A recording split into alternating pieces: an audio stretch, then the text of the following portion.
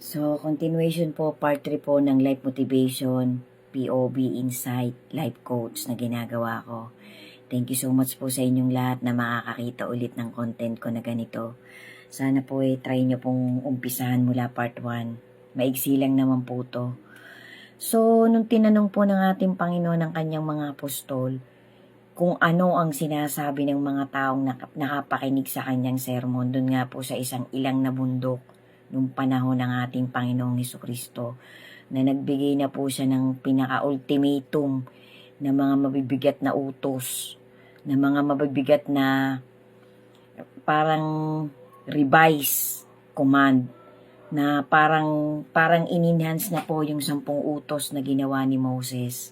Ito na po yung parang official moment na ipinakilala din po ng ating Lord Jesus ang kanyang 12 alagad na pinili talaga ng ating Creator nilang mag-ama para mag-spread ng Word of God during their time, on that particular time.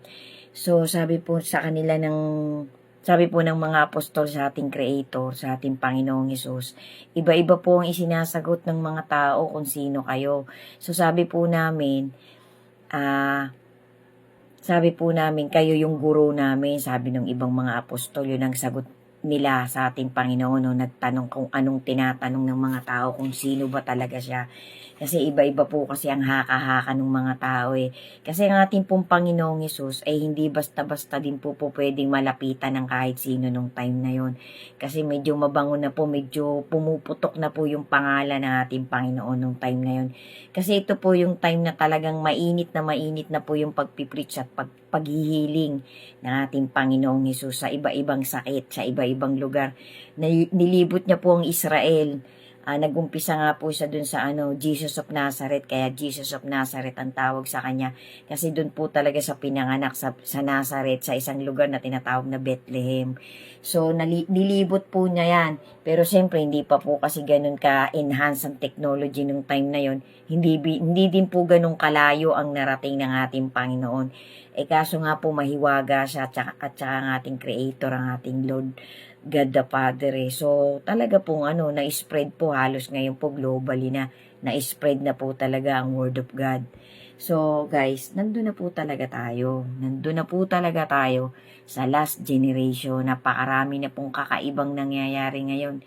Ultimong mga malalakas na bansa po. Ito pong pinakalitis na nakita ko sa news Germany, mayamang bansa din po yan. Malakas din po yung bansang yan. Parting halos nasa Europe din po yan malalakas pong mga bansa ngayon.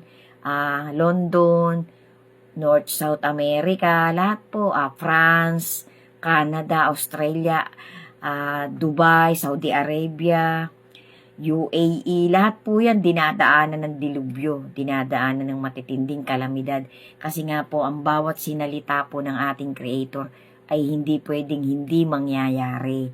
So, paks na paks po talaga, guys. So, sabi po ng ating Creator, sumagot po bigla si Simon Pedro. Kasi palibasa po si Simon Pedro, siya po yung pinakaginawang kanang kamay ng ating Panginoong Hesus. Isa po siya talaga sa kauna-unahang naging leader ng iglesia, ng congregation na itinayo ng ating Panginoon, ng Infinite God, at pinamunuan po ng kanyang bigatin Son. So ako po guys, ang isa po sa pinaka-the best advice na masasabi ko sa lahat ng nakakakita ng content ko, bilisan na po natin kung kanino talaga natin itatalaga ang puso natin, ang ating faith, ang ating belief, ang ating motivation, kung kanino talaga tayo kakapit. Kailangan po meron tayong kinakapitan na mahigpit. Kasi nakakatakot po guys kapag dumating na yung pinaka sunod-sunod na climax, yung mga lahat-lahat po, trompeta, yung mangkok, yung bowl ng galit ng ating Panginoon. Ibumuhos na po yan hanggang sa pinakahuling horn ng trumpet of God na iuutos na sa kanyang mga anghel. Malilate po tayo kapag hindi pa natin inaaligagang asikasuhin natin kung saan ba talaga tayo. Mahirap po yung pasigwi-sigwi tayo guys. Yan po ang isa sa pinakamatinding tips na pwede ko talagang i-advise sa sino mang makakapanood ng anumang content ko. So, kasi napakamahalaga po sa ating Creator ang kaligtasan ng lahat ng kanyang creation. So, ayan po ang ating atupagin, guys. Maging kontento na po tayo kung anong kinalalagyan natin ngayon. Ang blessing po ng Panginoon ay mysteriously na dumadating sa bawat isa sa atin. Hindi lang po material things ang blessing na masasabi. Napakamahalaga po ng peace of mind, safetyness, excuse me po, at ang salvation ng Holy Spirit natin na nandito sa loob. So, yan po yung pinakadamos na kailangan nating bigyan ng priority. So, ang sinagot po ng ating, balik po tayo dito sa life motivation ko. Dagdag ko lang po yan, dagdag advice ko lang po sa ating lahat. Ang isinagot po ni Simon Pedro, guys,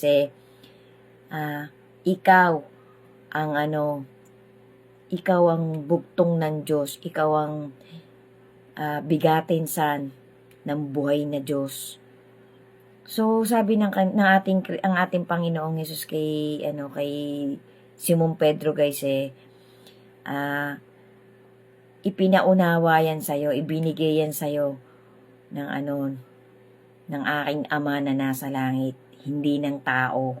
Sabing ganun sa kanya. Kasi, yun pong Holy Spirit ni Simon Peter at ng iba pang mga apostol, ay mas naging stronger po, mas naging, kumbaga sa isang ginto, mas kuminang nung pinili na sila ng ating Panginoon bilang magiging apostol, isa sa 12 apostol na pagkakatiwalaan ng Panginoon ng kanyang mga matitinding tagubilin.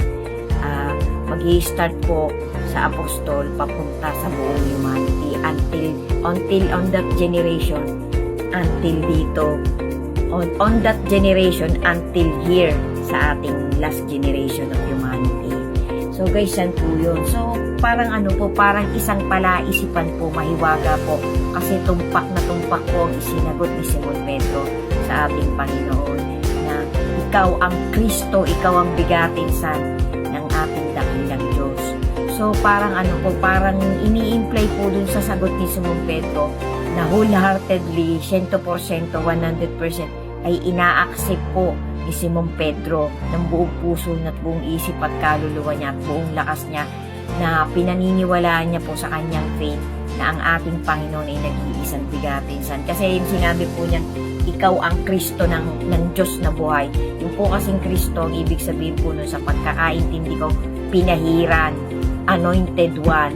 So, ibig sabihin po, talagang ang Holy Spirit po ng bawat isa sa kanila, lalong-lalo na po si Simon Pedro, ay talaga pong ang direction, ang trajectory ng 12 yun, ipapunta po talaga sa motivation ng mag-ama.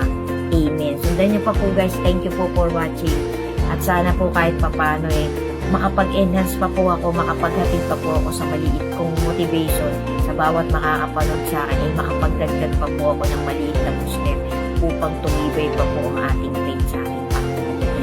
Sundan niyo pa po. Thank you po for watching.